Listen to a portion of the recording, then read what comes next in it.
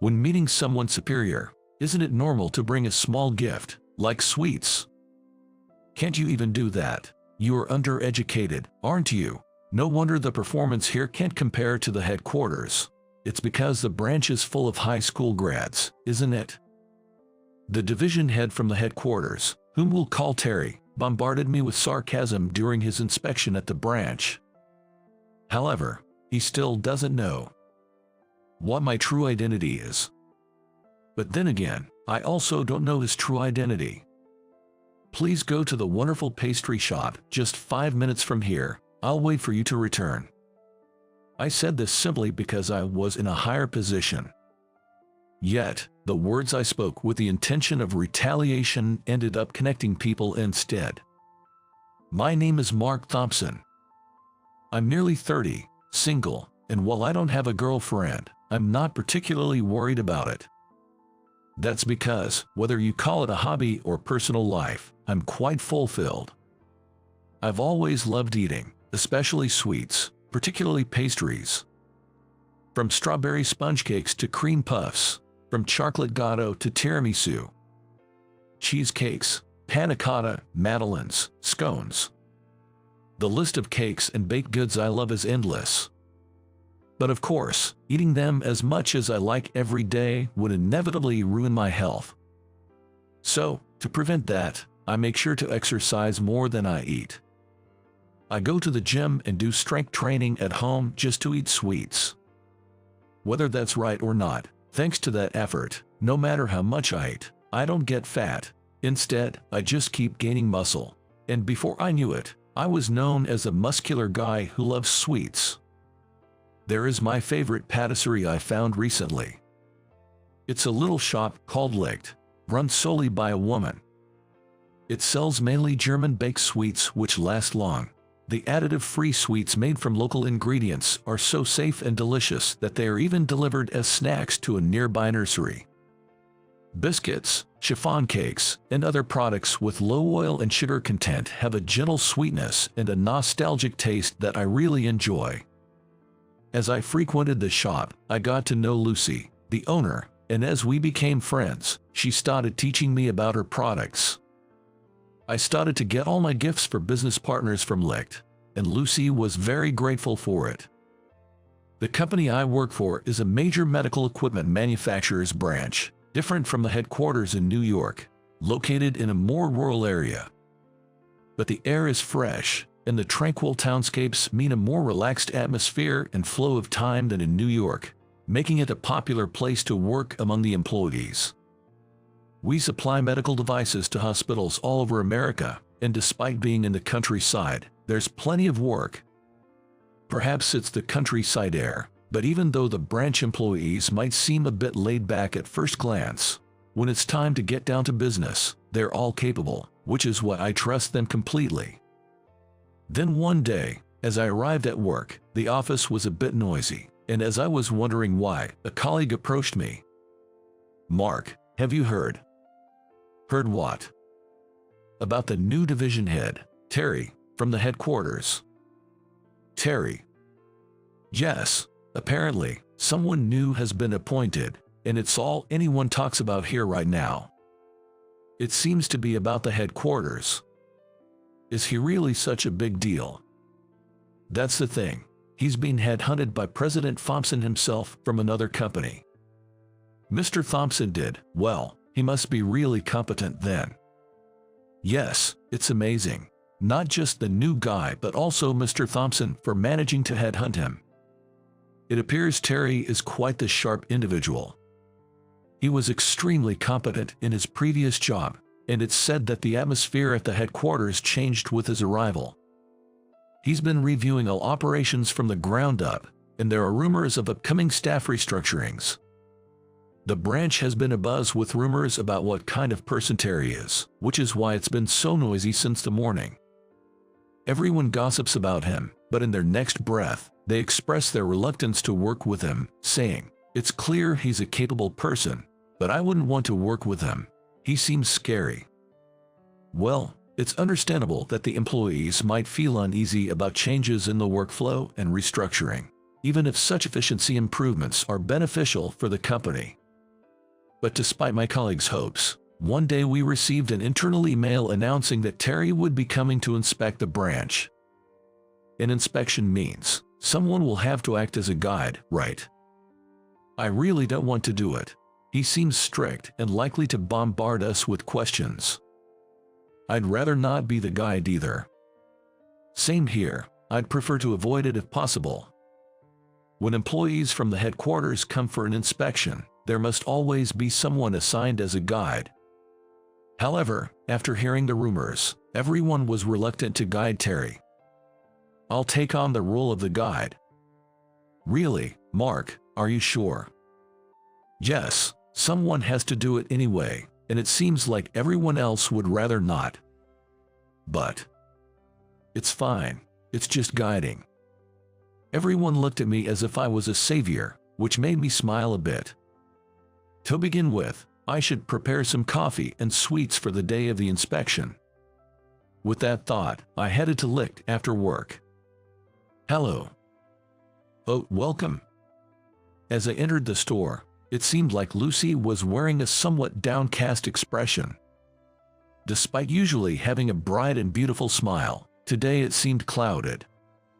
In her hand was something that looked like an old photo, and the moment she noticed me, she hurriedly tucked it into her pocket. Is something troubling you? If you're okay with it, I can listen, but if you'd rather not talk about it, that's totally fine. After saying that, I regretted asking such an intrusive question. Everyone has things they don't want to talk about or be asked about. The fact that she hid the photo earlier was proof of that. Maybe I shouldn't ask after all. Just as I was about to speak again, Lucy shared with a sorrowful look, actually, it's almost my brother's birthday. Your brother? Yes, though it's been over 10 years, almost 20 years now since we've seen each other. I see. My parents used to run a store called Licht, just like this one, in a different place. My brother and I grew up surrounded by cakes and baked goods from a young age. Our daily snacks were usually the unsold cakes, so much so that we got tired of eating them.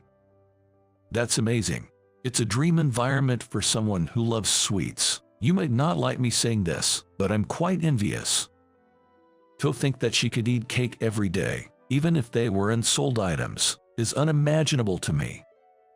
In my family, cakes were a special treat reserved only for birthdays and Christmas. All my friends used to say the same thing, but because I ate them every day, I never felt anything special about having a whole cake on birthdays or Christmas. I often said I didn't want to eat cake anymore. Is that so? Yes, but when I was in elementary school, my parents passed away in an accident. What? At that time, my brother and I were taken in by different relatives. That stuff. Yes, at first, my brother and I kept in touch for letters, but then they suddenly stopped coming. I sometimes wonder if my brother has forgotten about our parents and me. I really miss the cakes our parents made and often cried. I haven't seen my brother since, and I have no idea where he lives or if he's even okay. Every year around this time, I can't help but think of him. I wish I could see him. Lucy shared her painful story with tears in her eyes. I made her cry by asking. Finding the right words was difficult. The photo earlier was of your brother, wasn't it? Yes, it was. I'm sorry for such a heavy story. It's unpleasant, isn't it? I thought you seemed kind enough to listen, so I took advantage of your offer. Thank you. No, I haven't done anything. Does your brother know about this shop? The thing is, I don't have a way to contact him. I've tried asking the relatives who took in my brother when I was training to be a pastry chef, but they said they haven't kept in touch since he graduated high school. I see. There's a cake called Kay's Tort that we used to eat on our birthdays. My dream is to have him try it someday. Kay's Tort. Yes, it's one of the cakes over there. Looking into the display case, what appeared to be cheesecakes were lined up. However, there was a tag labeled Kay's Tort. To me, it looked just like a cheesecake, but maybe it uses some special ingredients that make it different. I didn't quite understand the difference, but decided to keep my thoughts to myself. Mark, thank you for listening to such a dark and heavy story. No problem, I'm here to listen whenever you need me. I appreciate it, thank you. Here, let me offer this as a service for listening. What? No, that would be too much.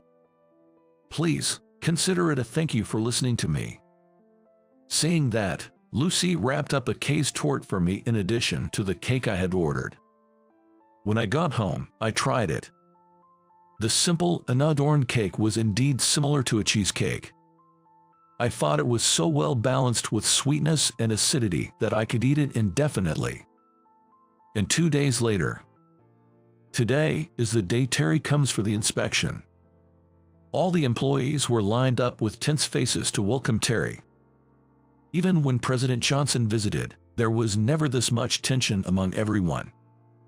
I wonder what kind of person Terry is. By the time I started to feel truly nervous. Good morning. The man who arrived with a deep voice was tall, slim, and wore glasses, and just as the rumors suggested, he looked like someone who was competent at his job. Thank you for taking the trouble to come here. I will be your guide today. My name is Mark.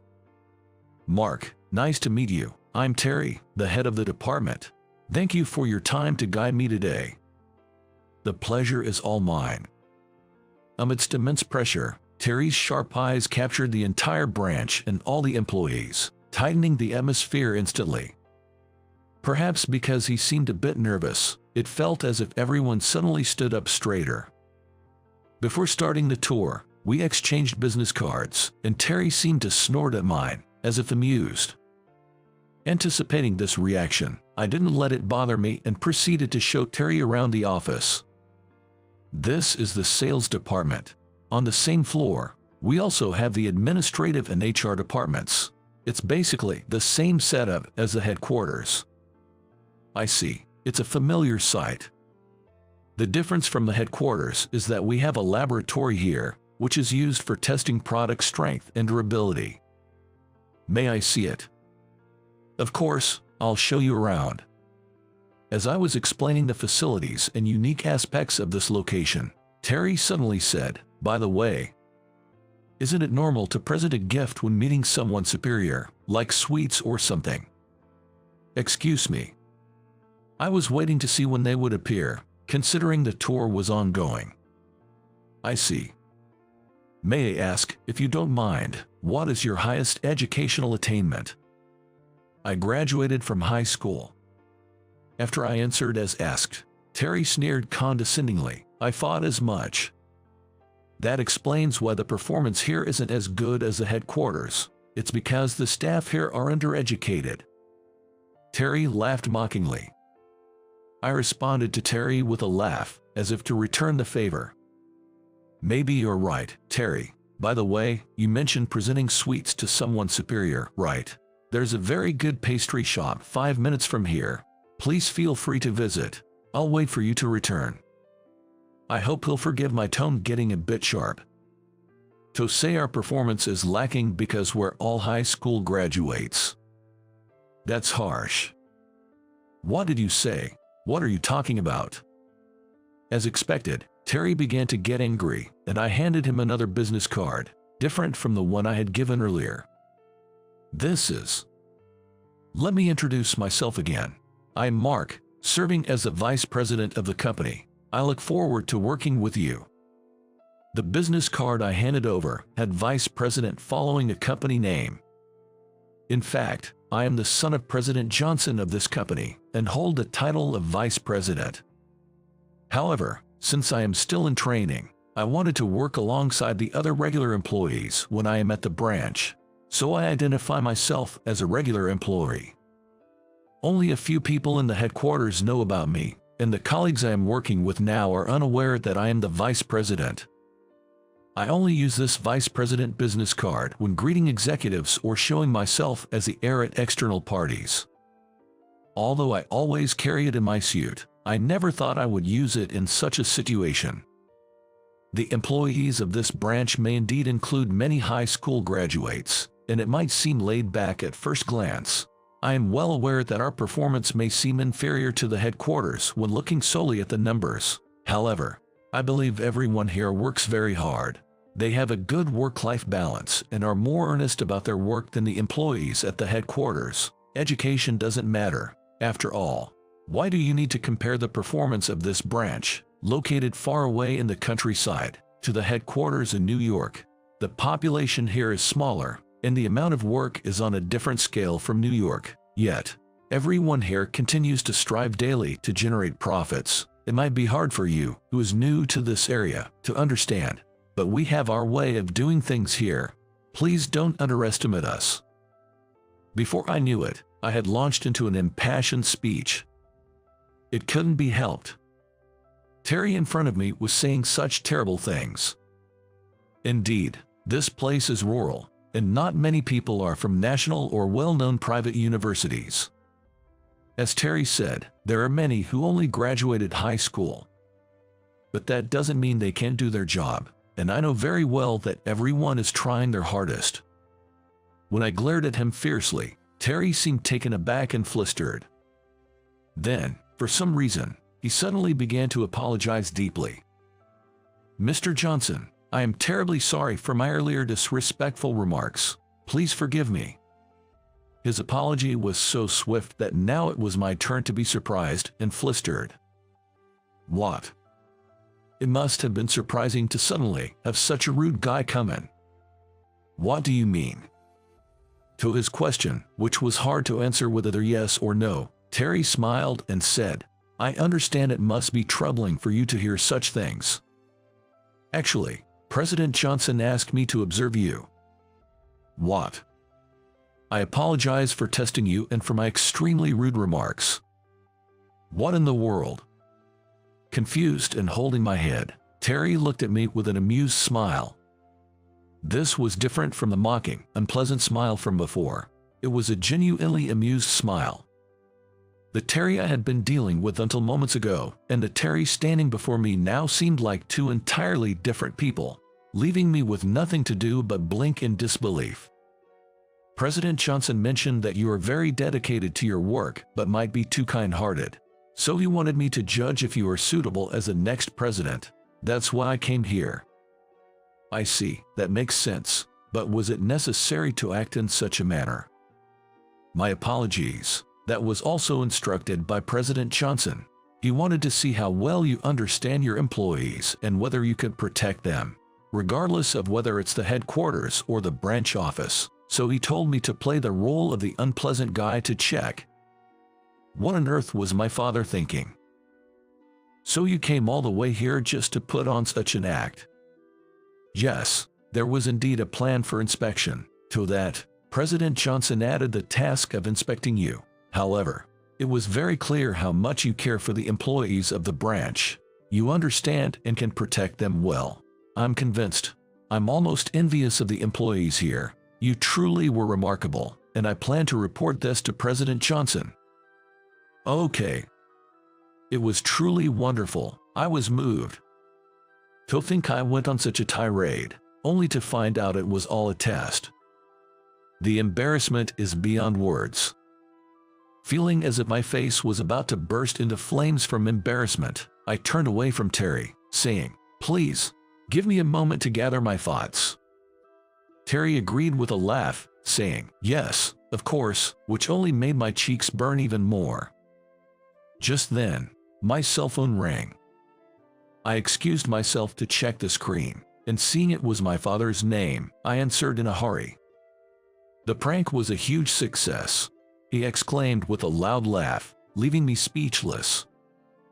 "Dad, how about it? Were you surprised? Terry's acting was perfect, wasn't it? I knew he'd be good at this." I was ashamed enough to wish I could just disappear. This must be the perfect situation for such a phrase. I never wanted to know, even over the phone, that my father was laughing about a successful prank. As I sighed heavily, Terry took my cell phone, saying, "Excuse me, Mr. Johnson," and began to speak with my father. "Mr. Johnson, your son is a truly admirable person." I was moved. With him in charge, I believe our company's future is secure. After conveying just that, Terry handed back my cell phone.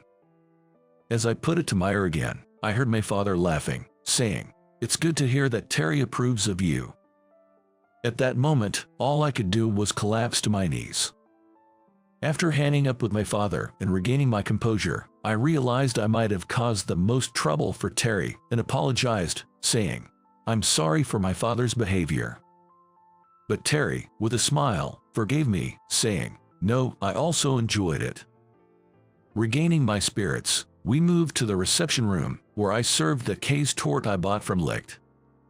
Lucy had given it to me as a service, and I liked it so much that I bought it for today's tea time. Terry's eyes widened at the sight of it, and he murmured, "Case tort." While I found it curious that he could distinguish it wasn't a cheesecake but a case tort, I explained, "I bought it from a pastry shop about 5 minutes away. It's really delicious, and I'm quite fond of it." "Is that so? I used to love case tort back in the day, but I haven't had it for a long time, so I'm delighted. Could I possibly get the name of the shop?" "Yes, it's called Licht." When I showed him the shop's website on my tablet, Terry's eyes widened in surprise. Then, after hesitantly taking a bite and slowly swallowing it, he pleaded, "Mr. Johnson, I know it's presumptuous of me to ask, but could you take me to the shop where you bought this?" He pleaded earnestly. Seeing how desperate he looked, I was reminded of a story Lucy told me the other day.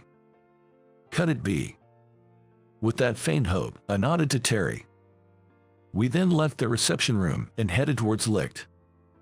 During the short journey, Terry kept apologizing for taking me away from work, but I asked him to stop because I was hoping that my faint expectation would turn out to be true. And then we arrived at the shop. Looking at the sign with the shop's name, Terry had an indescribable expression on his face.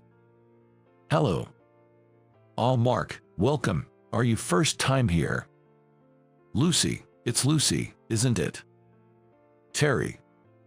"It is Lucy, it's been so long." "Terry, why are you here? How, why?" Seeing Terry's face, Lucy came out from behind the counter in tears. The two embraced, savoring their reunion, and Lucy was sobbing uncontrollably. The hope I had held turned out to be true, and my heart was trembling. They were siblings who had reunited after 20 years. "Terry, what are you doing now? Where do you live now?" I called Ann's place, but she said she didn't know anymore. "Actually, I'm working at a company in New York now. I'm here on a branch inspection, and Mr. Thompson introduced me to this shop's cheesecake. I insisted on coming here because I was sure the taste was yours." "Is that so? What about before? I was worried something had happened to you because the letters suddenly stopped." "Yeah, I'm sorry. There was a lot going on, and I couldn't even think about writing letters." Terry began to reminisce about the past, speaking in bits and pieces. "The aunt's house I was taken to was very strict. They welcomed me because they had no children, but the pressure was immense. I was expected to get good grades, attend a good high school, a good university, and repay their kindness by landing a good job. Of course, I intended to do so without being told, but the pressure was so overwhelming, I'm surprised I didn't rebel." "I see. Yeah, so I was desperate to improve my grades and pay them back, and I lost the luxury of writing letters to you. I'm really sorry for worrying you." "It's okay, as long as you're healthy, that's all that matters to me. Thank you for coming to see me." "Me too. Thank you for keeping Dad and Mom's shop going." The two continued to rejoice in their reunion. Now, they could meet whenever they wanted. Seeing them smile, I was on the verge of tears. It seems the cheesecake Lucy made was a recreation of the taste their parents used to make. "I never thought I'd be able to eat your case tort, but you managed to recreate that taste without a recipe." I remade it over and over until it finally resembled the original. It's the taste of our memories, after all. I didn't want to lose it. I always believed that one day you'd eat it and tell me it's delicious. That's all I ever thought about. Hearing that, I couldn't hold back my tears and cried, "I'm so glad. Really, I'm so happy." Hey, why are you crying? I'm just moved. That's what we're worried about, you being too kind. You'd cry too, right? You're such an emotional person. Even though I might have dampened the touching moment of the siblings' reunion, I was truly happy they could meet safely.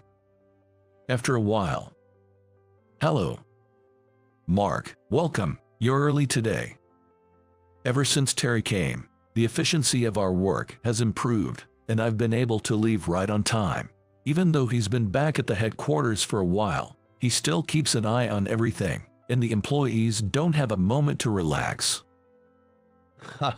That's so like a brother. Terry had returned to the headquarters, and I continued to visit Lucy's shop as usual. By the way, I've always been curious, what does Licht stand for? It seems to mean light in German. My brother named it. Terry did. Yes.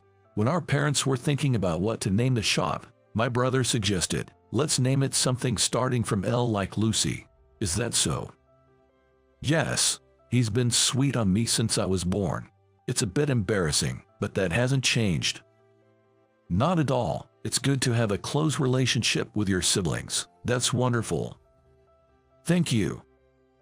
Now, they regularly keep in touch, and Terry occasionally visits, making up for the lost time and maintaining a close sibling bond. It's all thanks to you, Mark, that I could reunite with my brother. I hadn't had the chance to properly thank you. I truly appreciate it. No, I was happy to be part of such a moving moment. As we were laughing, the door behind us suddenly opened. Terry. Hi, Lucy. Mr. Johnson, how are you? Terry, thank you for your hard work. It's been a while. It was Terry who had come, taking a half-day off just to visit. We exchanged pleasant greetings, but Terry couldn't help making a snide remark. Anyway, every time I come to see Lucy, you seem to be here. No offense, but do you have some free time? Maybe you should head back to the headquarters. But knowing he was joking, I played along. I was intending to do just that, but unfortunately, my father still sees me as green and told me not to come back yet. It's you who should consider transferring to the branch if you're taking half days off just to visit your sister. Of course, I've applied for it, but President Johnson won't allow it. It seems we're in the same boat. As we teased each other, we ended up laughing, and I felt a bit happy to have this kind of banter with him. It seems Terry doesn't like me being close to Lucy, showing signs of being a protective brother. Lucy seems happy about it too, so probably that's fine. Imagine, Terry, feared and kept at a distance by everyone at work, is actually this sweet and fond of his sister. If everyone knew, they'd be shocked. No, it might just become the perfect gossip. The rumor would spread to the headquarters in no time. I looked at them, finding the scene heartwarming. The carefully made sweets had reconnected the bond between the siblings that had been interrupted. Their hearts must have always been with each other, and that has finally borne fruit. It's almost like a miracle. Life is unpredictable, capable of bringing about such miracles. Mr. Johnson, are you still here? Shall we have some of Lucy's cake together? Is that okay? Don't think it's a treat, okay? Since you've come all this way, please contribute to the shop's sales. Plus, Lucy seems to be busy with work. How about we discuss work while sitting over there? When it comes to work, you can be quite intimidating. Please go easy on me. That depends on you, Mr. Johnson. Terry, don't drag Mark into this just because you're lonely waiting by yourself. Lucy, what are you saying? Mark, I'm sorry to involve you in this, but if you have time, please keep him company. Understood. I thought to myself, watching their smiling faces. Powerful people can afford to be a bit selfish, you know. My wife is a beauty and she's a manager. Quite the contrast to a high school dropout like you. Sitting in a hotel lounge, sipping tea with my wife, an old classmate named Michael appeared in front of us.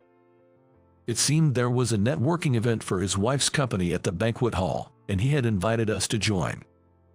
"So that's it. Your wife is a manager," I said, trying to probe further. Oblivious to the real meaning behind my words, Michael boasted about his wife as if it were his own accomplishment. "Well then, I guess I'll take you up on that offer," I conceded. Michael looked triumphant at having secured his position. "Do you still not like peppermint candy?" he asked, hoping perhaps his tastes had changed. But my prayer for a change of heart went unanswered.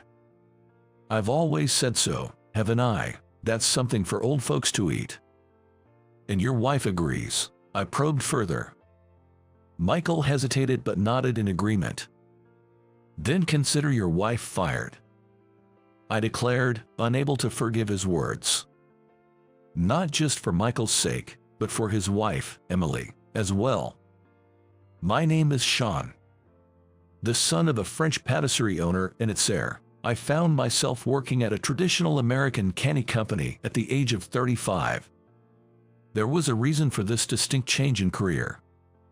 When I was in middle school, the shopping district where our shop was located had become desolate, and many stores were closing down. Concerned, my father decided to focus on what little business we could attract by capitalizing on a lack of cafes in the perimeter. After renovating to include an eat-in space, we saw a visible increase in customers. Just when we thought we had found our footing, an unforeseen change occurred that year. Until then, there was only one confectionery shop in the local station building, but the building was reopening, with a floor dedicated solely to confectionaries. Our customers were swiftly drawn away. All that was left was the debt from the renovation. Customers were decreasing, and repaying the debt on sales alone was impossible. So when I was in my second year of high school, we had to close the shop. I'm thinking of dropping out of high school to work at a traditional American candy shop. You know how I've always said if I weren't the heir to the French patisserie, I'd want to work at a candy shop. While my desire to work in such a shop was genuine, I had always imagined doing so after graduating from college. My attempt to make the financial burden lighter was immediately sensed by my parents, who strongly opposed the idea. "It's fine if you want to work at a traditional candy shop in the future, but dropping out of high school is out of the question. We'll manage somehow, so make sure you graduate," they insisted.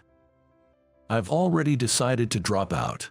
When I first dreamed of being something other than a French pastry chef, I thought my dream would never come true. If I work at the candy shop, I can pursue my dream and help pay off the debt faster. It's all good, I argued. The discussion lasted over a week. Realizing my determination, my parents eventually gave in, and I dropped out of high school. I joined a company selling traditional candies as a part-time worker. Since then, the debt was fully repaid, and I even got married 5 years ago. I have no regrets about the path I've chosen. The man who inspired me to dream of working in a candy shop reappeared in my life when everything was going smoothly. As my wife, Annie, and I enjoyed tea in a hotel lounge, a man approached us. "Sean, right. Long time no see." He greeted me so warmly Annie must have thought he was a close friend. She greeted him with a smile. "It's been a while, Michael.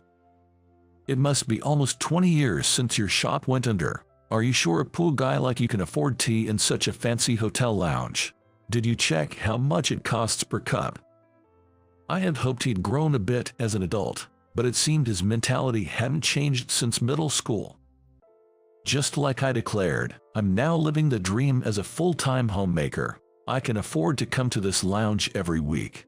It's quite satisfying to see the guy who used to lecture me pompously lose everything, unable to even graduate high school. Michael's family owned a traditional candy shop in the same shopping district. His store's peppermint candies were my favorite, and despite being the son of a French patisserie owner, I had fallen in love with traditional American candies. It wasn't that I disliked French sweets, but Michael felt differently. Peppermint candies are for old people. Who would want to inherit such an outdated and unprofitable shop? I'm going to live a luxurious life as a full-time homemaker," he had declared. We were the same age and grew up in similar circumstances, becoming friends as soon as we were old enough to understand each other. However, our relationship changed in the third year of middle school when Michael made that declaration. I always envied him for being able to inherit the candy shop, so I passionately explained how wonderful peppermints were, hoping to change his mind. However, my words were not accepted, and instead of reaching an understanding, our conversation escalated into an argument. Since then, we have been at odds, never speaking to each other again. I met Annie as a regular at the shop where I work now, so she is unaware of our history. I hoped he would leave soon, but then he starts saying things. "That's right, there's a party in the banquet hall downstairs. It's a networking event for my wife's company, but the food is luxurious. So I'll make a special exception to let you two in." Isn't it your wife's company's networking event? It wouldn't make sense for unrelated people to join. I pointed out, thinking it was common sense, but Michael laughed loudly. That's such a poor person's way of thinking. People in high positions can afford to be a bit selfish, you know. My wife is a beauty and in a managerial position. That's a mile away from a high school dropout like you. So that's it. Your wife is a manager, I realized. Then Michael glanced at Annie as if to say, "Unlike your wife," prompting me to stand protectively behind her.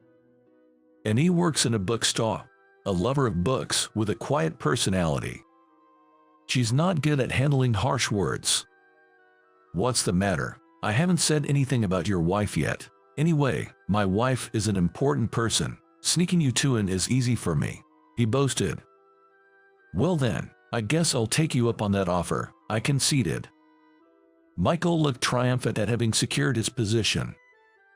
"All right, let's meet at the entrance of the venue. Just don't eat too much and embarrass yourself by getting sick," he warned. Annie looked up at me anxiously, but I reassured her, "It's okay," and we spent the time until the event in the lounge. "Hey, you're the ones that asked for this favor. Why am I here before you? This is why I hate people with a low education, no common sense." Michael greeted us with sarcasm as we arrived at the banquet hall. "Sorry, we got delayed because we went to the bathroom," I apologized. "Stomachache from nerves. This is why I dislike people not used to these places," he commented disdainfully. I apologized multiple times to Michael as we entered the venue. Once inside, Michael began to show off the venue nonchalantly. "Look at this, a networking event in a grand banquet hall of a luxury hotel. Impressive, isn't it? Plush carpets, expensive furnishings, and all-you-can-eat food," he boasted. Despite thinking how he could act so important at an event not even hosted by his company, I listened to his explanations to avoid angering him. "By the way, what does your wife do?" I asked. Michael's expression twisted at my question. "It's written at the entrance. She works for a traditional candy company that you might find in department stores," he reluctantly admitted. I knew he didn't want to say those words, but I pressed on. "Despite you not wanting to take over your family's shop, your wife works for a traditional candy company," I pointed out. "It doesn't matter." Michael snapped, trying to suppress his irritation by downing his champagne in one go. "Do you still not like peppermint candy?" I probed, knowing his wife worked in the traditional candy industry.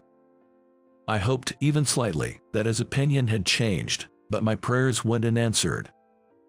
"I've always said so, haven't I? That's something for old folks to eat, not something for young, refined people like us," he insisted. "And your wife thinks the same?" I asked. Michael hesitated but nodded.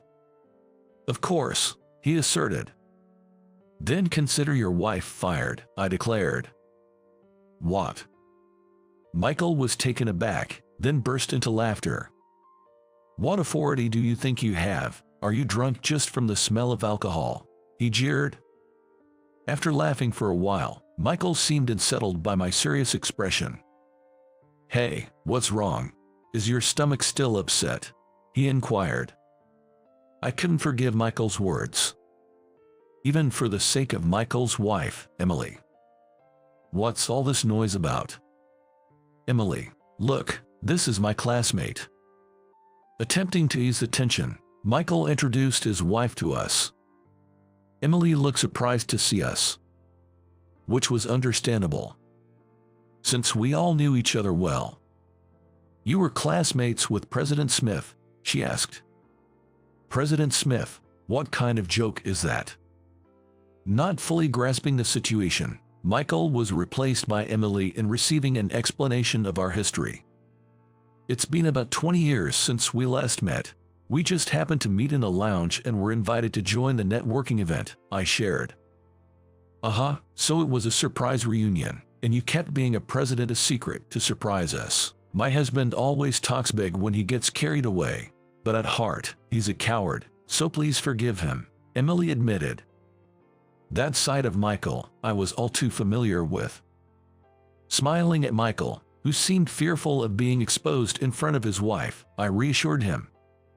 It's time for the speeches. I have to make my way to the stage. Emily watched her husband with curiosity as he dramatically shrugged his shoulders.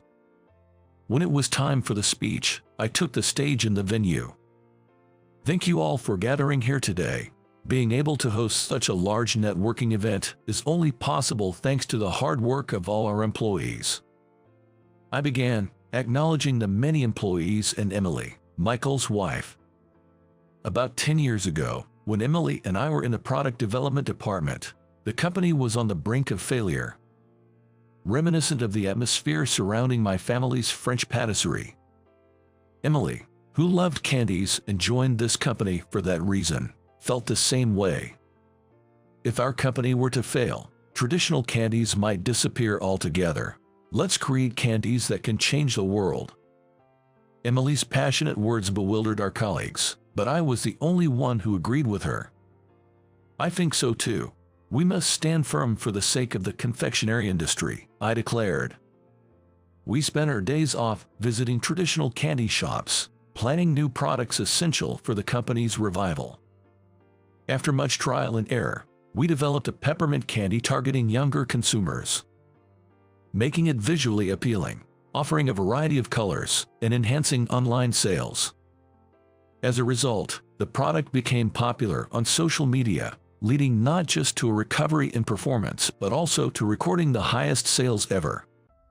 This success led to the opening of a peppermint specialty store, and we had regulars like Annie visiting several times a week. Recognized for our achievements, the president at the time asked me to become the new president and bring a new breeze to the confectionery industry. Many still think of peppermint candies as something only the elderly eat, but let's work together to change that perception. From the stage, I could clearly see everyone's faces. Of course, I didn't miss Michael looking away with an awkward expression. After finishing the speech, I received a paper bag from my secretary and returned to Michael. Would you try this? I asked. I offered the candy developed by Emily and me. What, is this some kind of sarcasm? I won't eat that. Michael retorted, attempting to throw the bag on the floor, which I quickly caught. Seeing me act proud, you must have laughed inside, right? How did a high school dropout like you become president? Maybe she's the president's daughter. No, such a plain woman couldn't possibly be. He spat out, continuing his malicious words despite Emily's presence. This candy became popular just because we made it look good, attracting young people. Don't get ahead of yourself, he added. Stop it. Emily also contributed to developing this confection, I interjected. Michael seemed unaware and hesitated for a moment, but his anger towards me probably overcame his hesitation. He didn't apologize to Emily. I've always hated peppermint candy and the idea that ours were the best in the world. Get that out of my sight, Michael demanded. Ignoring Michael's words, I tore open the packaging and opened the box right in front of him. Don't you feel anything seeing this? I asked, revealing the candy.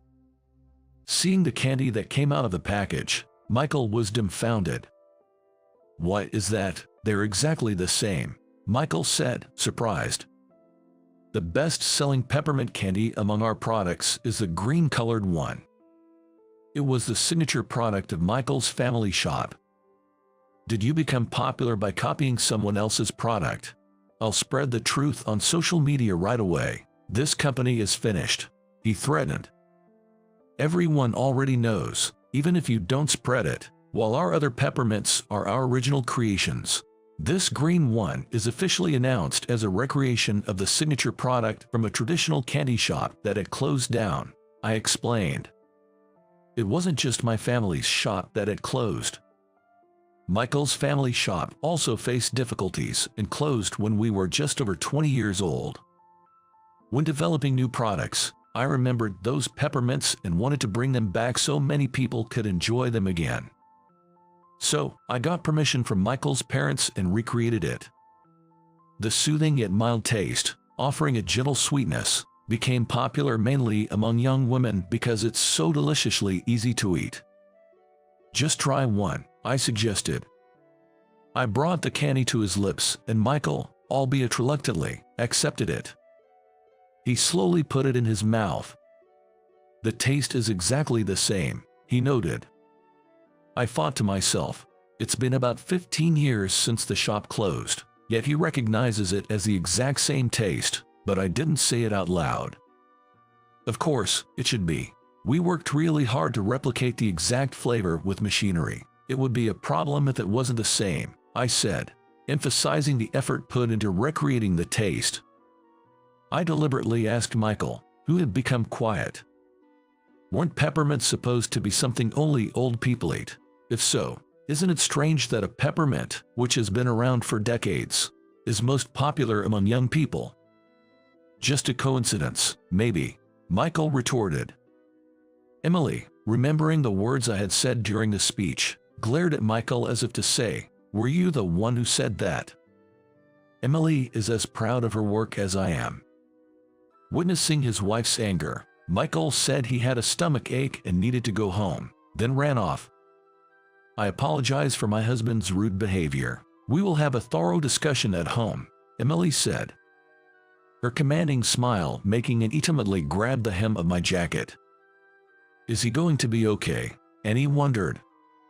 I don't think so, but it's the result of his actions, so it can't be helped, I responded.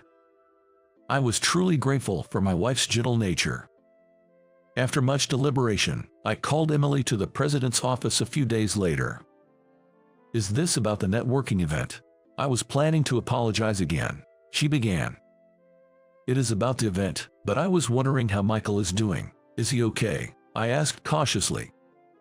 Emily, looking relieved, simply answered, he's left. So, they seem to be filing a divorce. Knowing Emily's deep love for traditional candies, I imagined her anger was substantial, but I hadn't expected a divorce in just a few days. So, it seems like I caused your divorce. I'm sorry. Let me know if there's anything I can do to help, I offered. We didn't divorce, she clarified. Emily happily explained what had happened. Despite saying he hated peppermints, Michael didn't actually dislike them.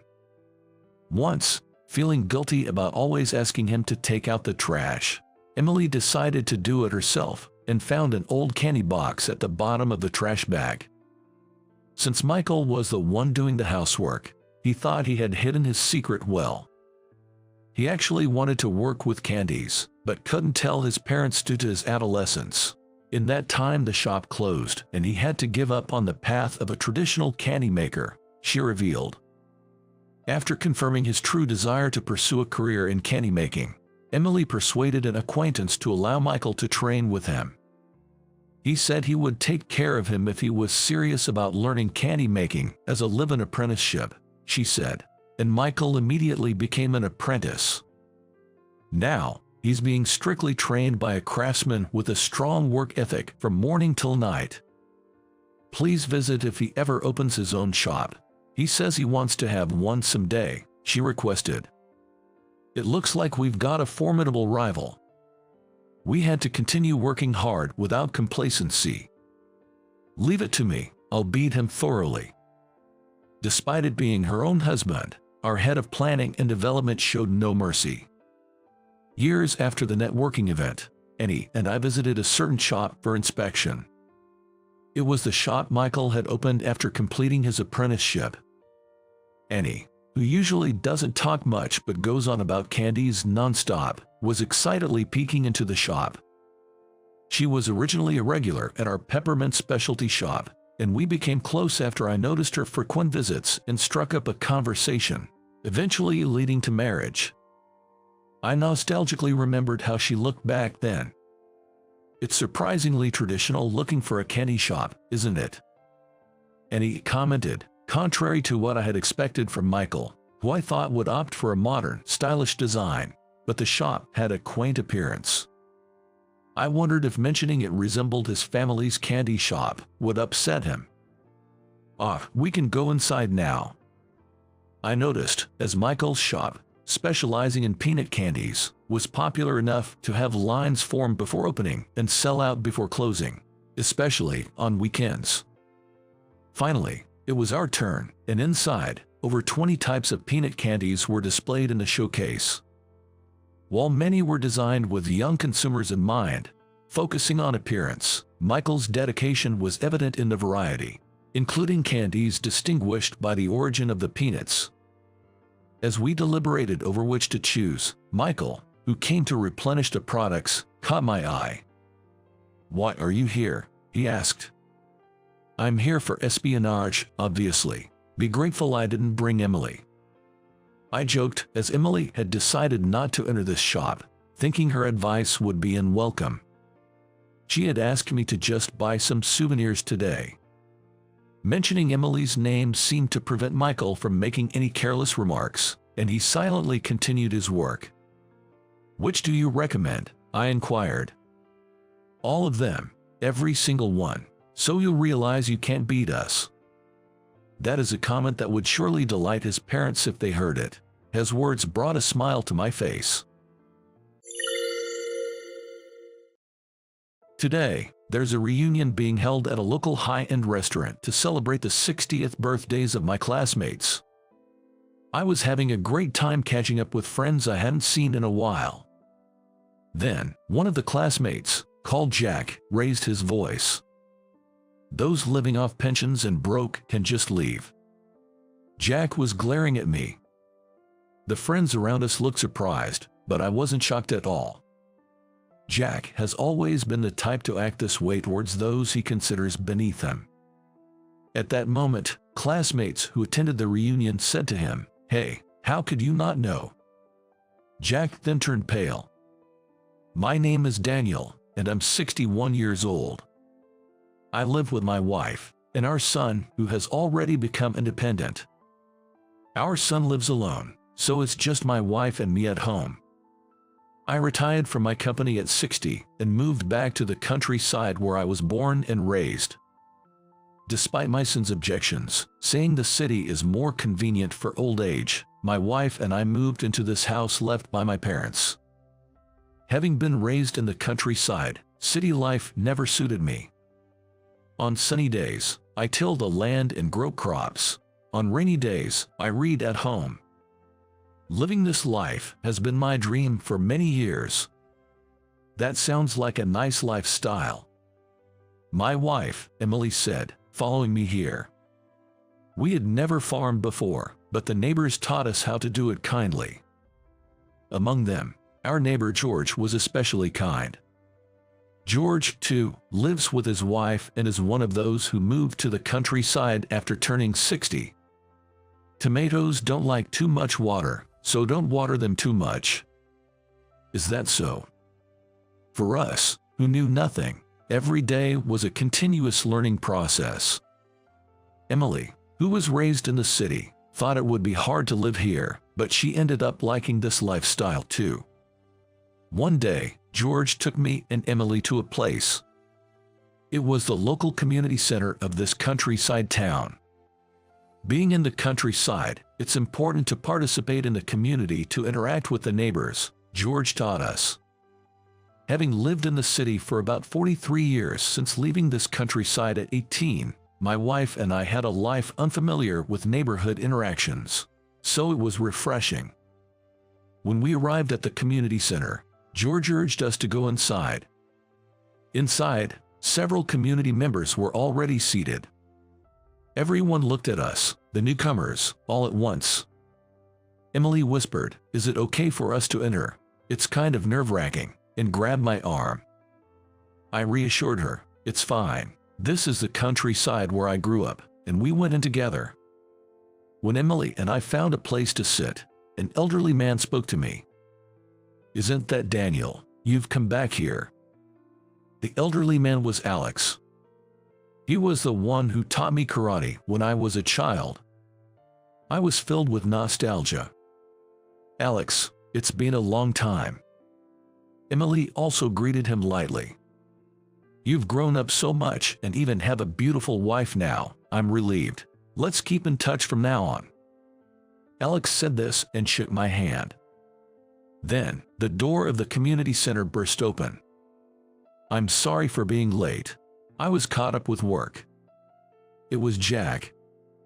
Seeing me seated, Jack looked surprised. I never expected to encounter Jack again, and I was so shocked that I lost my words. "What, you came back here?" Jack sneered as he looked at me.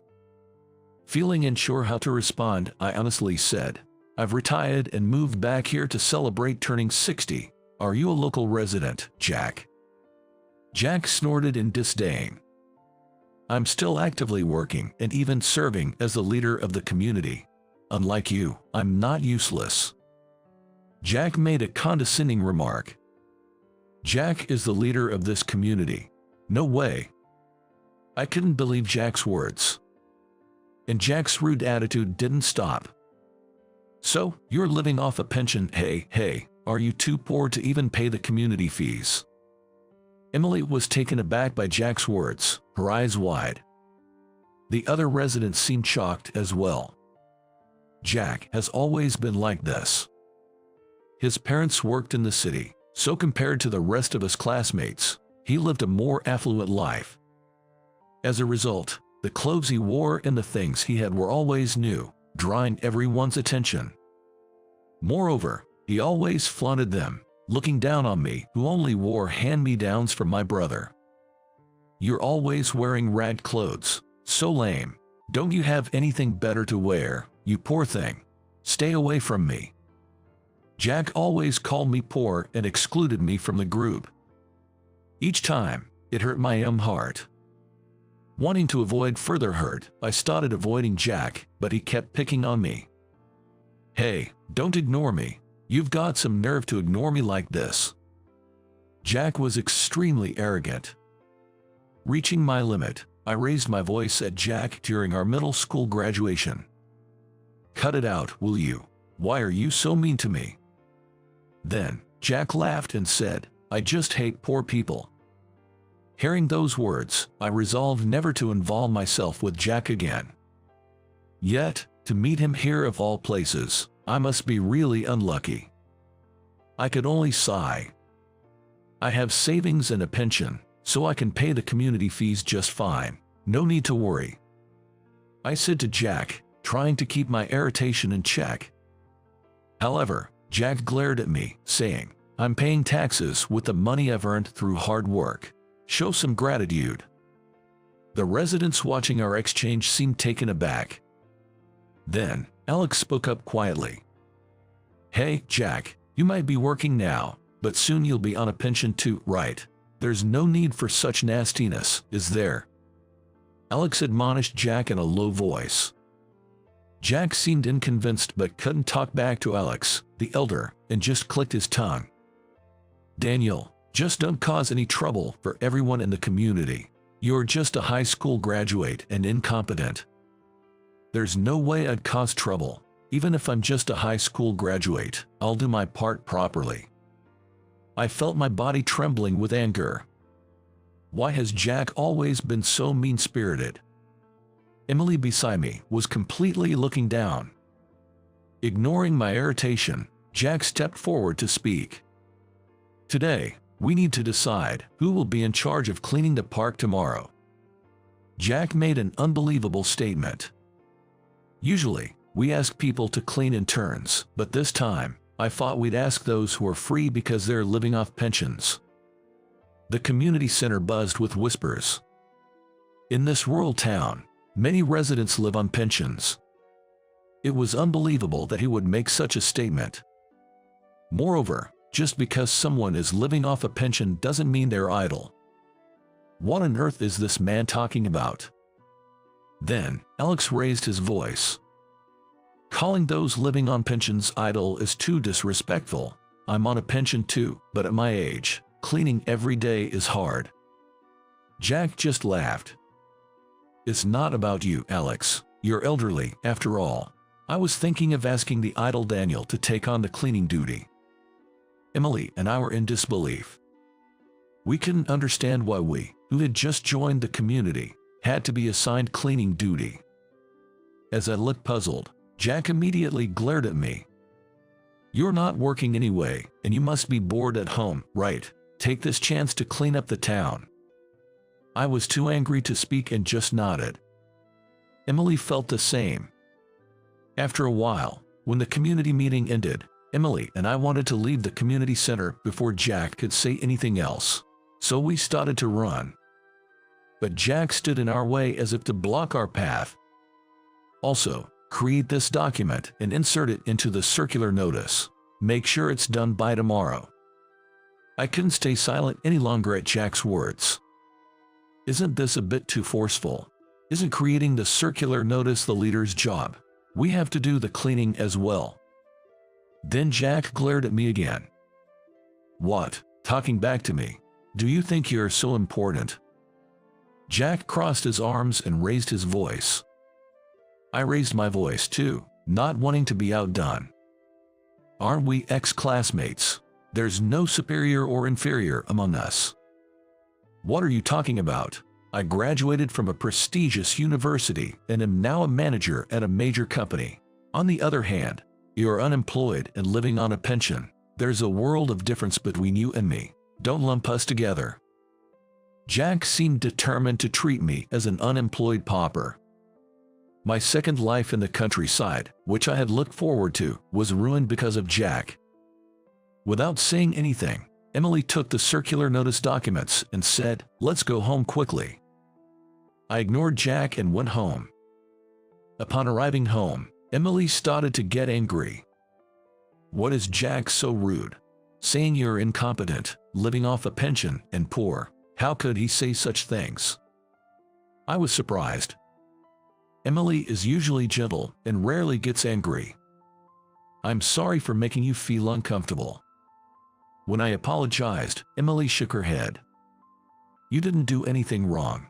Let's enjoy living in the countryside together. Emily comforted me. From the next day, we were busy with community activities. After breakfast, Emily and I arrived at the designated park. This park is the largest in the countryside, even including a sports ground. Are we supposed to clean this huge park, just the two of us? Surprised, I started cleaning with Emily. Initially, I was irritated by Jack's high-handed attitude, but as I cleaned, I felt refreshed, as if my mind was being cleansed. While we were quietly picking up trash, George came in his jogging suit. I'll help out. Usually, more people clean this park, so it will take a lot of time with just the two of you. Saying that, George started putting trash into the garbage bag. George, thank you so much. We really appreciate it. Emily and I were touched by George's kindness. Then, Alex came along, saying, I don't know if an old man like me will be of much use, but I can at least pick up trash. Thank you. As the four of us picked up trash, Jack became the topic of conversation. I always knew he had a bad attitude, but to be that bad is just hopeless. Exactly. He's too rude to you, Daniel. Both seemed unable to forgive Jack's disrespectful behavior. Even when electing the leader, he nominated himself but doesn't participate in any community events because they're a hassle. And to make demeaning remarks about those living on pensions is unforgivable. Don't you have anything to say about it? Alex looked at me. I laughed and said, Jack has always been like that, so I'm used to it by now. It seemed like Alex and George were surprised by my words. Thanks to the help of our two friends, we were able to finish much earlier than planned. Thank you so much. It's all clean now because of you two. Would you like to come over for some coffee as a thank you? Emily said, and both nodded happily. We arrived home and served coffee and sweets on the porch. Alex and George enjoyed the treats with relish. I loved these leisurely moments in the countryside. Sitting on the porch always brought back old memories. Alex, with a smile, asked me, Daniel, what made you decide to come back here? I have been working in the city ever since graduating from high school and was mentally and physically exhausted. I had made up my mind to move to the countryside once I retired. Fortunately, Emily agreed with me, so here we are, I replied. George nodded and added, I came here for the exact same reasons as you, Daniel. This place has charms that the city lacks. We four were having a great time. However, at that moment, we spotted Jack walking down the street in front of our house. I almost dropped my coffee in surprise. The four of us fell silent and looked down. We could roughly guess what Jack would say if our eyes met. But the next moment, Jack looked at us and laughed. What's this? A gathering of pensioners. We pretended not to hear Jack's voice and ignored him. Then, Jack got angry. Are you ignoring the words of the community leader? Living off people's taxes and still acting like this? That's why I can't stand poor people. At Jack's words, George's face turned red with anger. We've paid our taxes too in the past. How can you speak like that? Who do you think you are, Jack? Alex and I tried desperately to calm George down, but his anger didn't subside. Jack, too, was shaking with rage. As a community leader, I'm working for this countryside. You have no right to criticize me. If you're so upset, try working at a major company like I do. Jack left in anger. Jack really thinks highly of himself, doesn't he? It's truly unpleasant, Emily remarked. George, it's best not to mind Jack. He's always been like that. Worrying about him is a waste of time and energy, I advised. George nodded at my words, but he seemed disheartened. For a while, we didn't encounter Jack, and peaceful days continued. Emily and I, along with creating the circular notice documents, gardening, and having coffee with George and his wife, were enjoying our time. However, we hadn't realized that this was the calm before the storm. One morning, I went to fetch the newspaper that had been delivered to the mailbox.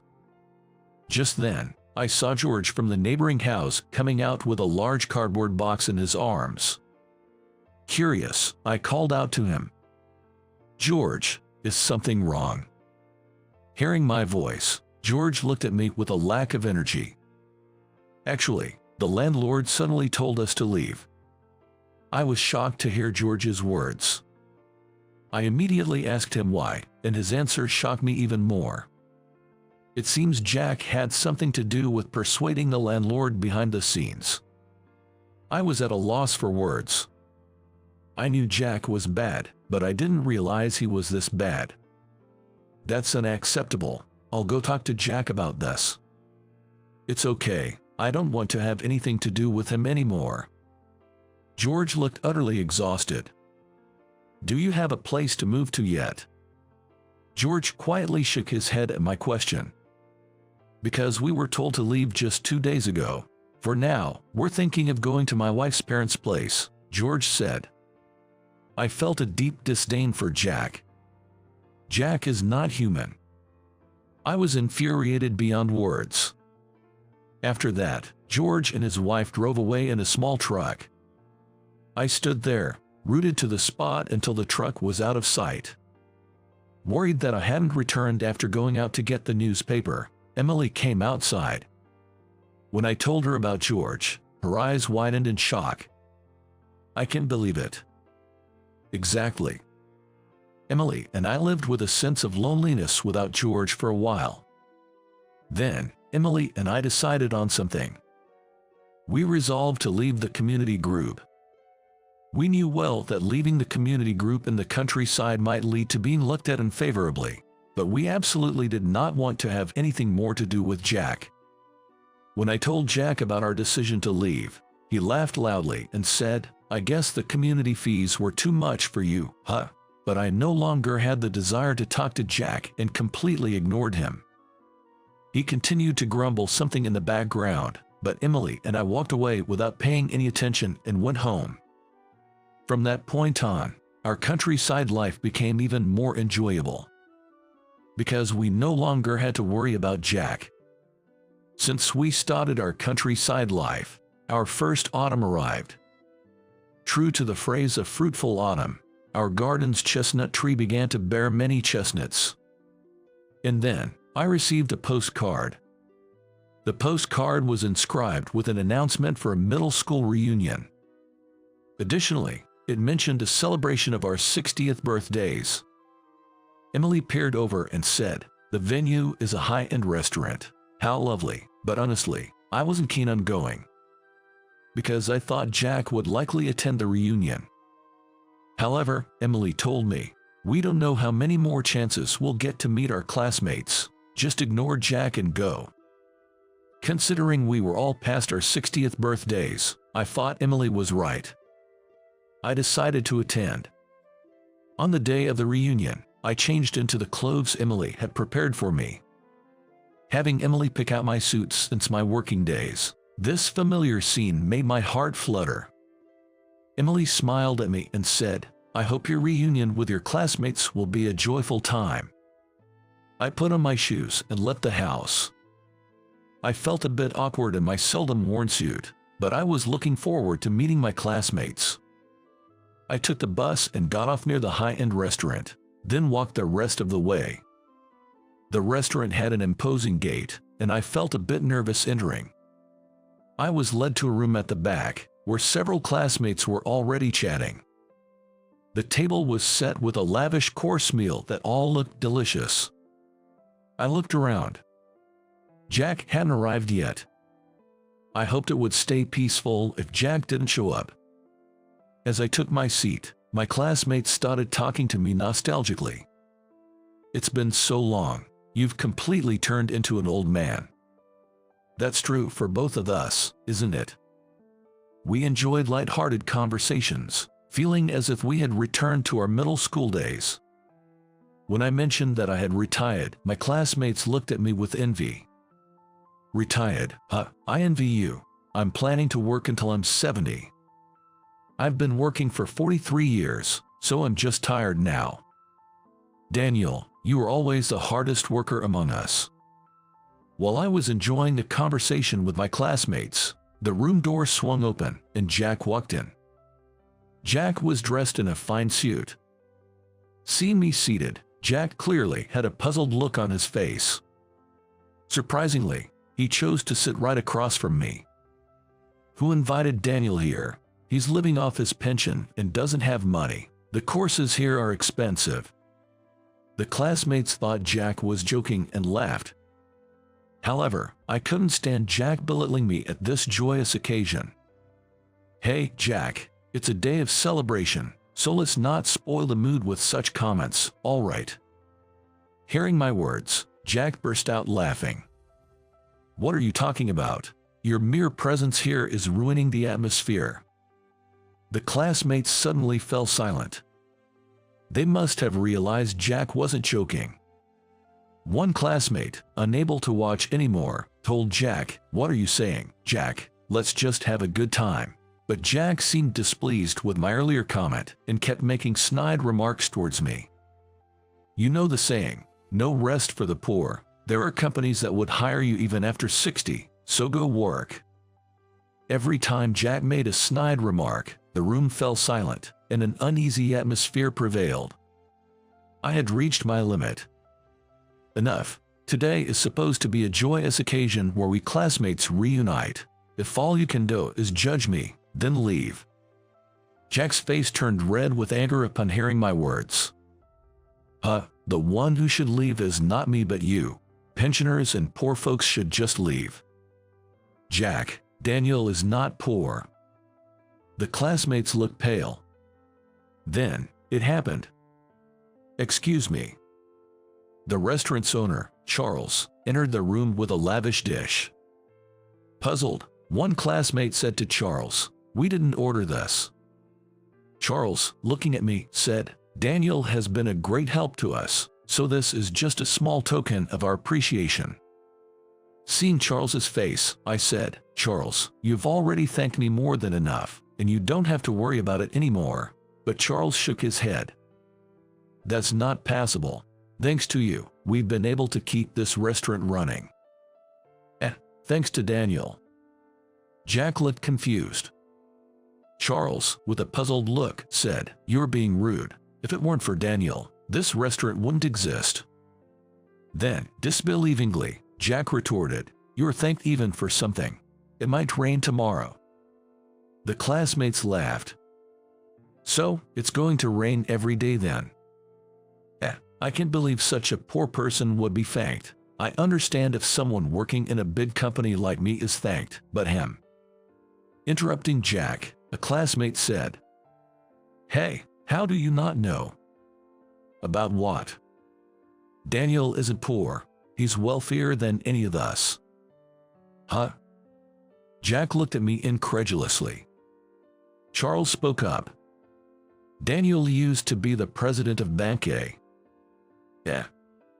Jack's face turned pale. "Daniel was the president of that major bank. That can't be true." Charles raised his voice. "You're really being rude. Daniel helped this restaurant with financing when other banks abandoned us, and he's lent a helping hand to other businesses as well. It's unbelievable that you treat him as poor." Jack was desperately wiping the sweat from his forehead with a handkerchief. He seemed to panic to put his feelings into words. "Indeed, I was once the president of Bank A, the largest bank in the region. When I first joined the bank through a high school graduate program, my superiors and peers looked down on me, much like how Jack is doing now. I was treated as incompetent by my direct supervisor and constantly told by my peers that my incompetence was due to my lower education. However, quitting now would mean admitting defeat. And that was something I absolutely wanted to avoid. Once I had made up my mind, I wanted to see it through to the end with full responsibility. So, I persevered and asked my condescending supervisor for advice on how to work, even though he despised me. To prove my peers wrong, who kept calling me undereducated, I studied hard every day.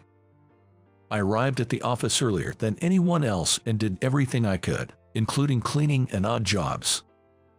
Gradually, I gained strength, and even the supervisor, who had looked down on me, began to rely on me. 30 years after joining the company, I was approved at the shareholders' meeting to become the president of Bank A. Despite all the employees being elite graduates from prestigious universities, it was unanimously decided that I would be the president. I was truly surprised when I was approached about becoming the president. Typically, presidents come from prestigious universities. When I hesitated, the previous president, Mr. Anderson, said to me, "You are the only one fit to be the president of this bank, Daniel. It doesn't matter what your academic background is. What's important for a president is how much you can work for the bank." Hearing these words made me truly happy. It felt like my efforts up until now were being recognized. I dedicated myself to my work, keeping Mr. Anderson's words close to my heart. The bank thrives thanks to the people and companies in the community. Therefore, I wanted to be of some help to them. I actively participated in loan discussions, which presidents usually do not attend, and provided loans to struggling businesses and residents. The companies I loaned to became more profitable and deposited significant amounts of money in Bank A. Thanks to this, Bank A grew even larger. People who received loans thanked me with tears in their eyes, and when they ran into me on the street, they thanked me with a smile. This alone made me proud of my work. I was indeed the president of Bank A, but that's all in the past. I have no intention of boasting about it now, I said. My classmates applauded my words. Then, one of them said, "Isn't Jack's company in partnership with Bank A? It would be wise not to be disrespectful to Daniel anymore." Jack's face turned even paler. At that moment, Jack's phone rang loudly. With a feeble voice, Jack answered the phone. "Hello, what do you mean? I'm being demoted." Jack was thrown into a panic. The classmates watching nearby wondered what was happening as they looked at Jack. After hanging up, Jack looked at me and started to apologize. "Daniel, I was wrong in everything I said and did. Please forgive me." "Jack, it's too late now. No matter how much you apologize, the hurt you caused me remains," I replied. No way. The reason Jack apologized to me was probably because I had inadvertently discussed Jack's behavior with President Johnson of his company during a drinking party. During my time as president, I had provided a significant loan to Jack's company. Since then, I had become drinking buddies with Mr. Johnson. When I discussed Jack's lack of common sense with Mr. Johnson, he clearly looked perplexed. He was angry, saying that he didn't need such an employee in his company. The call Jack received was probably from Mr. Johnson, informing him of his demotion. Afterward, Jack quietly despaired, seemingly unable to hear anyone else. The classmates I hadn't seen in a long time were just as they had always been, and we had a great time together. The day after the reunion, I went outside to do some morning exercises. There was Jack, coming to apologize. Both Emily and I were so surprised that we were at a loss for words. "Please, can you ask Mr. Johnson of my company not to demote me? I've worked hard for the company. Being demoted at this age is just too harsh." As I struggled to respond, my neighbor, George, shouted out. Jack looked at George as if he had seen a ghost. "Hey, cut it out. You've been terrible to Daniel all this time, and it's too late to start acting differently now. Why are you even here? Weren't you told by the landlord to leave?" Jack is bewildered. "Actually, I once provided a loan to the landlord of the house next door, so I asked the landlord to let George live in the house again." Jack is astonished. I locked eyes with Jack, who was apologizing. "Like I said yesterday, I have no intention of helping you. You must have stepped on many people to get to where you are. Start over from scratch in this time. Don't drag others into it." At my words, Jack broke down crying on the spot. But no one tried to help Jack. 6 months later, Jack voluntarily resigned before being demoted to a regional office. Despite having looked down on pensioners as poor, Jack is now living on a pension himself. In the community, residents who couldn't stand Jack's arrogant ways drove him out. With his behavior, it's no wonder he was driven out. It's his own fault that he's now leading a quiet and lonely retirement. As for me, I continue to live in the countryside. My garden has grown quite impressive. I plan to keep enjoying this pleasant rural life with Emily. Even though a police officer visited our house, I wasn't particularly alarmed since it was a familiar face. However, that was naive of me. My heartbeat skyrocketed when Officer John mentioned arresting my wife for fraud. "We're arresting your wife on suspicion of fraud. We need to conduct an interrogation immediately," said John. He then forced his way into the house, pushing me aside as I tried to restrain him, saying, "Wait a minute, please." He then made a serious announcement. The victim, who claims to have been defrauded, says they'll forgive the deed if the stolen amount is returned. Can you immediately compensate for the $10,000 loss? $10,000. That's impossible right away, I replied. Dissatisfied with my answer, John coldly retorted. Then we'll have to take your wife. We can't tolerate someone skillfully deceiving others and taking their money. Initially, I was bewildered, but the more I heard, the more I felt something strange. Are you sure my wife committed fraud? She's been hospitalized for the past 2 years. What? But your wife is supposed to be working for a major trading company, right? Hearing John's words, my suspicions grew. My name is Alex, an office worker in my 30s. Though it's the prime of my career, I've been unable to immerse myself in work. I have a family of 3, including my wife Sarah and our 3rd-grade son, Eric. Sarah has been hospitalized for the past 2 years due to illness. Believing in Sarah's recovery, I leave work on time to dedicate myself to household chores and childcare. After 2 years, I've gotten used to managing chores efficiently and helping Eric with his homework. There are days when I have to work on weekends, but I still manage to visit Sarah with Eric 2 or 3 times a month. Wishing for Sarah's speedy recovery occupies most of my thoughts, but lately, something else has been troubling me. I've started to notice some unsettling movements around our house. One day, after stopping by the supermarket on my way home from work, I spotted someone dressed as a police officer lurking nearby. "Good evening. Are you on patrol? Is something wrong?" I asked. The officer was startled by my sudden approach because he hadn't seemed not to notice me behind him. After apologizing for surprising him, I inquired about the situation, and he began speaking in hushed tones while showing his badge. "Actually, there have been reports of a suspicious person in the area. A masked adult wearing sunglasses has been approaching children. So please be careful. If you see anyone suspicious, let us know." The badge had the name John on it. According to him, there is a dangerous person wandering around here. I thought to myself that I needed to warn Eric about being cautious. After greeting me, John left.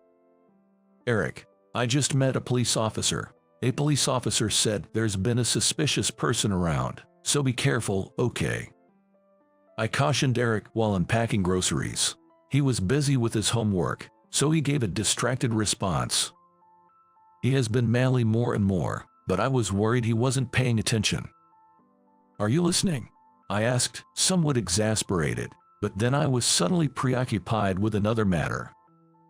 "Eric, sorry, I forgot to set the bread maker this morning. Go ahead and take a bath first. I'll start cooking now." Rushing to the bread maker, I was momentarily choked by the steam that rose as I opened the lid. "Calm down, Dad," Eric said with a sigh. "I baked bread since you forgot, and you're putting the laundry in the wrong place again. Please don't make me tell you multiple times. Try to remember after the first time." At work, people commend me for managing household chores and child care on my own, but in truth, Eric is several times more reliable than I am. It's probably such a dependable son that we've been able to manage even without Sarah. "If Mom doesn't come home soon, it'll be a hassle for you, Eric," I said jokingly. Eric responded by pursing his lips tightly. "It's okay, I can take care of things at home just fine, but Mom needs to get better first, and even when she comes back, I'll still help out with the household," he said. With tears welling up in his eyes and a frown forming between his brows, Eric said, "Eric believes Sarah's hospitalization is his fault for being a nuisance. One day when we visited Sarah, she was weakened by medication side effects. She vomited repeatedly in front of Eric. If you are not a good boy, I will have a hard time." Sarah had scolded Eric before her illness was discovered. This conversation seems to have deeply impacted him. So, he's vowed never to trouble his mother again. "Let's visit Mom this weekend. She's looking forward to seeing how well you're doing in your studies. Now, let's eat and finish your homework," I encouraged. Saying this with a cheerful voice, Eric seemed thrilled to see Sarah and jumped around in excitement, helping with the meal preparation. A week flew by quickly, and the day to visit Sarah arrived. Eric, in a great mood from the morning, said enthusiastically, "Let's buy the cheesecake Mom likes before we go." "I don't think Mom can eat something so heavy." "Well, if she doesn't want it, you can eat it," I replied. After this exchange, we bought a popular cheesecake from a souvenir shop at the station and visited the hospital room. Sarah seemed to be in relatively good spirits that day, but she looked somewhat troubled. I decided to talk to her while Eric was away in the bathroom. Although it wasn't about her health, which was a relief. However, what she shared was quite unsettling. Recently, I've been receiving silent calls. The caller doesn't say their name, but the phone is definitely connected. Sometimes, it stays connected for as long as 5 minutes, she said. That's creepy. Actually, there have been police patrols around our area too, mentioning a suspicious person lurking around. It's a dangerous world we live in. Whether it's the news or social media, it seems we're bombarded with bad news. I hope Sarah's health improves soon and we can return to a peaceful life, but in these times worries never seem to end. Silent calls can really wear you down mentally, can't they? You haven't talked to the police yet, have you? It doesn't seem like there's any direct harm, and I doubt anyone would come to the hospital to cause trouble. What are you talking about? It'll be too late if something happens, right? I'll talk to the police patrolling our area. While we were discussing this, Eric returned. This visit was what Eric had been looking forward to. We decided to put an end to our somber conversation and enjoyed the cheesecake while chatting happily. The following week, as I was returning from work, I saw John patrolling. I thought it was a good opportunity to discuss the silent calls, but John was deeply engaged in a conversation with Eric. John, thank you for your hard work, Eric. Have you finished your homework? I finished it a long time ago. I went out to play with friends and just got back. After nodding at Eric's response, I turned to face John. Sorry to interrupt your work, but I have a concern and was wondering if I could have a moment of your time. Of course, that's fine. What's the matter? Just knowing that someone is nearby to protect us is incredibly reassuring. However, I'd prefer not to let Eric hear about this conversation. Eric is already concerned about Sarah. If he knew about the silent calls to Sarah, it would surely distract him from his studies and daily life. Eric, can you go home and warm this up for me? What? No, I want to hear the conversation too. This conversation doesn't concern you, Eric. Please go inside. Despite asking Eric to warm up the food we bought, he was reluctant to comply. Sensing my intention, John offered his help. Eric, you can help out at home too, right? That's very commendable, John praised. But Eric wasn't so easily swayed by such childlike persuasion. Feeling bad for keeping John busy, I was about to leave when he said, I'm around here almost every day, so feel free to talk to me anytime. I thanked John and, together with Eric, waved goodbye to him. We went back home. While Eric and I were having dinner, Eric started talking with his mouth full of food. John is really a nice guy, isn't he? Yeah, protecting the town is a tough job. We should be grateful. By the way, what were you talking about before I arrived? Did he mention any sightings or something? I casually asked, recalling the serious conversation between Eric and John.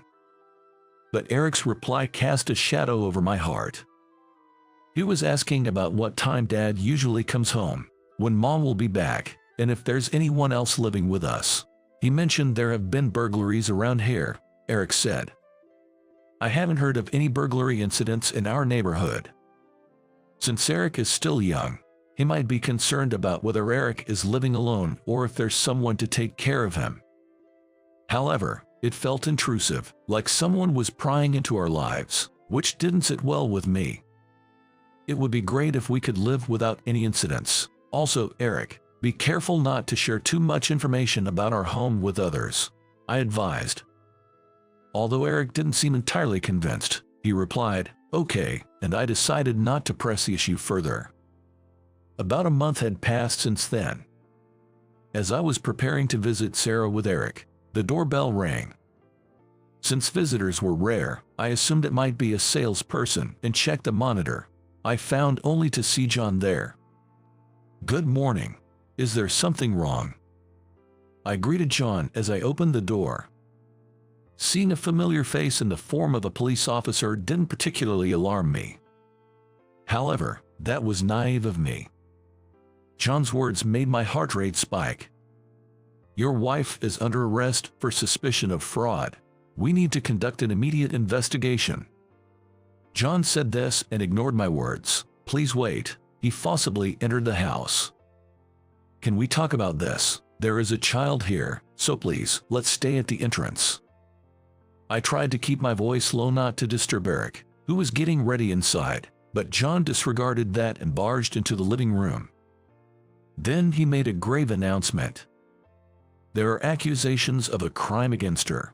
The victim, who claims to have been defrauded, says they are willing to forgive without escalating the matter if they are reimbursed. Can you cover the loss of $10,000 right now? $10,000? How did this happen? That's impossible right now, I muttered while confused. In fact, with the expenses for 2 people plus Sarah's medical bills on a single income, our savings were nearly depleted. The savings that were more than sufficient when my wife was working were almost gone. Then, I will have to take your wife with me.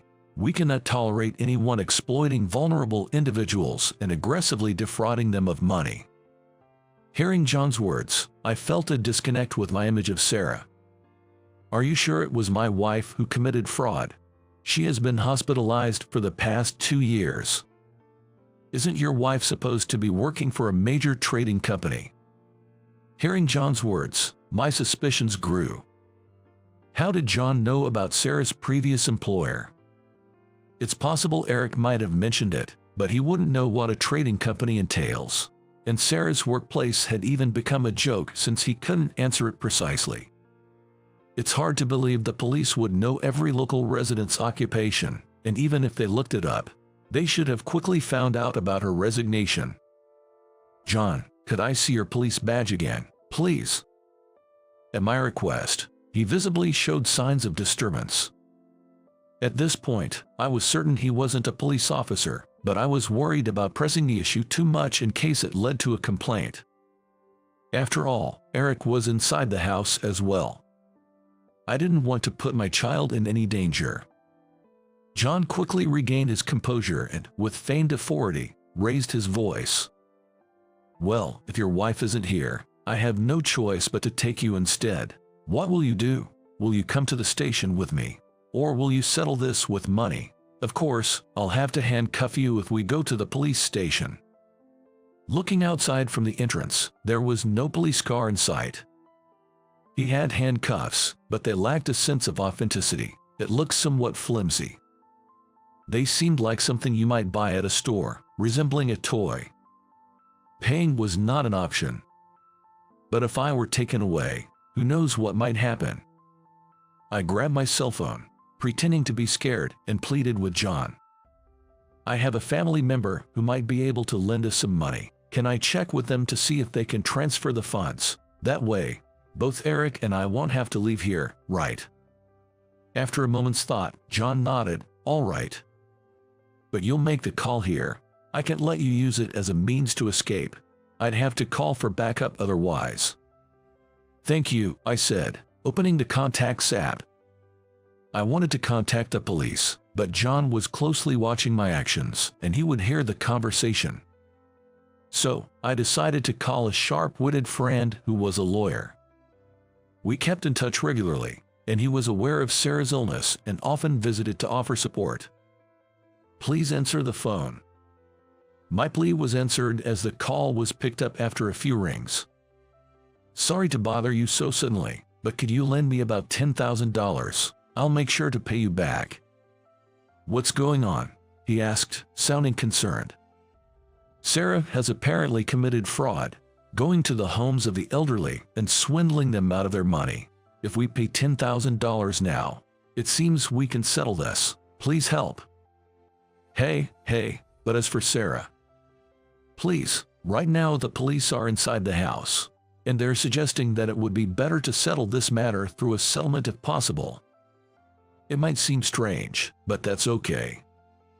When I interrupted the conversation to continue explaining, it seemed like he understood well. Are you at home? He confirmed again before saying, I'll transfer the money today, so please wait, and then hung up the phone. It seems like we can manage the money issue. I'll make the payment today. I told John, and he nodded in satisfaction. Then please transfer the money to the account I'm about to tell you. Since I'm helping out with this, it could be risky for my position. I'll make myself scarce once the payment is confirmed, he said. After saying that, John handed me a note with the transfer details and headed towards the entrance. When I opened the front door, a loud yelling voice could be heard from the room. My mom would never do such a thing. You're a liar. It seemed like Eric, who had been listening, was glaring at John with his shoulders hove. John was surprised by the fierce anger directed at him, but considering the opponent was a child, he quickly regained his composure. Eric, I understand you want to believe that, but your mom is a criminal. When someone does something wrong, they need to make amends, he said. Triggered by the word criminal, Eric attacked John even more aggressively. Shut up. The criminal is you. You're the one who's going to get caught by the police. As Eric made a commotion at the entrance, curious neighbors began to gather and wonder what was happening. With the presence of the police, the crowd of onlookers quickly grew. In such a situation, John, who looked flustered, tried to escape by saying something vague. Suddenly, Eric raised his voice loudly. That man is a bad person. Catch him. Reacting to Eric's voice, the onlookers restrained John for the moment. As he tried to shake them off and escape, the residents began to seriously hold him down. Almost at the same time, a police car appeared. The real police had arrived. Feeling relieved, I was about to let my guard down when I saw Eric mustering his courage. I couldn't show any weakness. I approached a person who had gotten out of the police car to explain the situation. I was asked to confirm the name and was told, "We received a call from someone claiming to be a friend of yours," so I told them what happened. I mentioned that there was talk of settling with money because my wife was suspected of fraud, and the police officers shook their heads, saying, "That's not passable." I didn't suspect anything since they had been patrolling around our house and had a police badge, I said. Hearing this, the police took the badge from John. According to the police, although the badge looked authentic, there was no one named John in their department. It turned out to be a scam pretending to be the police. John, who was about to be taken away in the patrol car, was desperately resisting. I was just following orders. I'm not the bad guy. Besides, this guy's wife works for a major company and is rich, right? Rich people should give some money to the poor. I was furious at John's baseless and selfish arguments. Before I could say anything, Eric yelled back loudly. My mom is fighting an illness and is hospitalized. My dad is working hard for my mom and me. Don't talk like you're the only one suffering. Silenced by Eric's scolding, John had nothing to say. The gathered neighbors also agreed with Eric and said that's right, and sent applause to cheer him on. John couldn't say anything in response and quietly got into the police car. It turned out that the call to the police was made by the friend, who sensed that something serious was happening from the phone call. Speaking to him, who is a lawyer, he gave me an idea of what might happen to John, who had impersonated a police officer using a false name. Later, the police also contacted me, informing me that John was involved in another case as well. The silent calls to Sarah were also traced back to John's phone, indicating some nefarious plan. Furthermore, it appears he had a previous conviction for fraud, which involves deceiving people to gain illegal financial benefits. He also claimed to invest the collected money to increase it, charging people for seminars as part of a group. Most of the money wasn't actually invested, and although a small portion was returned as dividends, he later claimed investment failures and embezzled the rest. Handling others' money for investment requires a license, which John never possesses. Additionally, forging a police badge also constitutes a crime. John has indeed committed many crimes. Given what I've discussed with a lawyer friend and the police, it seems likely that a severe sentence will be handed down. After all those has been done, it's only right that the crimes are fully atoned for. Above all, the most important thing is that Eric wasn't harmed. The police and our neighbors praised him too. Eric did a great job standing up to the bad adult. Eric stood by his principles and fought against the wrong door. As a parent, it was nerve-wracking to watch, but I'm proud of the way Eric lives his life. Eric, embarrassed by the praise, blushed and turned away, saying it's nothing. You knew your kind mother would never do such a thing, didn't you? Of course, I believe in both you and your mother. Hearing my words, Eric smiled happily. Despite everything, it's a relief that nothing serious happened. When I asked Eric if he had finished your homework, he widened his eyes in shock and rushed to his room. Oh no, I just remembered I have a report due tomorrow. I sighed and said, but it was a relief to see our normal routine returning. Later on, the incident was briefly covered in the local newspaper.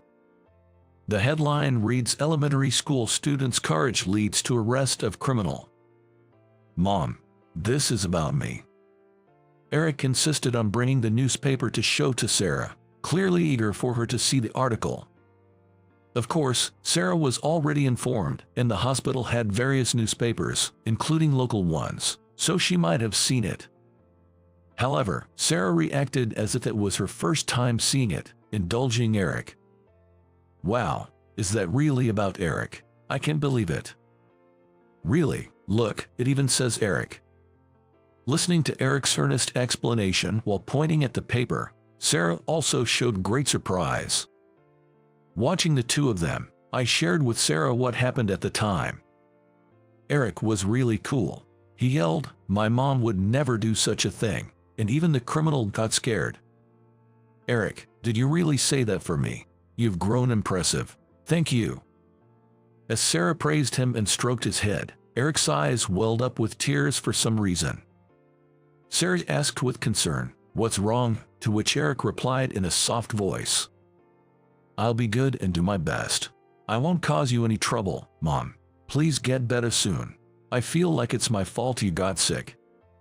As Eric's tears fell, Sarah gently hugged him and said, "This illness isn't your fault, Eric. It's a trial that God has given me, but it's one that we can definitely overcome, so don't worry." Then, as if remembering something, Sarah continued, "You know, I once said that if you weren't good, I would get sick. That's not true at all. I'm sorry for saying something so harsh." Before long, tears were in Sarah's eyes too, and the sound of their sniffles filled the hospital room. Dr. Smith also said that if things keep going this way, I might be able to leave the hospital soon. So hang in there, I'm doing my best too. Sarah has been looking really well lately. If things continue as they are, Dr. Smith's prediction about her being able to leave the hospital soon might just come true. With that hope, I sincerely prayed for her recovery. Months have passed since then. Sarah's battle with her illness came to an end. There were times when we feared the worst, but thanks to Dr. Smith's dedicated treatment and Sarah's efforts, she's now able to lead a normal life. Today is Eric's school visitation day. It's been a long time since Sarah and I went to see Eric at school together. Eric has really grown up, Sarah noted. Indeed, Eric stood confidently in front of the blackboard, just as Sarah said. The visitation day's theme was to present essays about future dreams. I remember seeing Eric revise his essay several times a few months ago. Although I usually check his homework, he insisted on keeping this essay a secret, so today was the first time I heard it. My dream is to become a police officer. I've caused a lot of trouble for my parents until now, but I won't anymore. I've been treated kindly by many people, so I want to become a police officer to repay that kindness. I've realized that not everyone in the world is kind based on my experiences. I want to act to protect my loved ones from such people. Becoming a police officer is not easy, but my mom taught me that we can overcome any trial. My mom fought hard against a tough illness and managed to get better. I want to be an adult who doesn't give up when faced with difficulties. Just like her. If anything happens, I will protect my parents.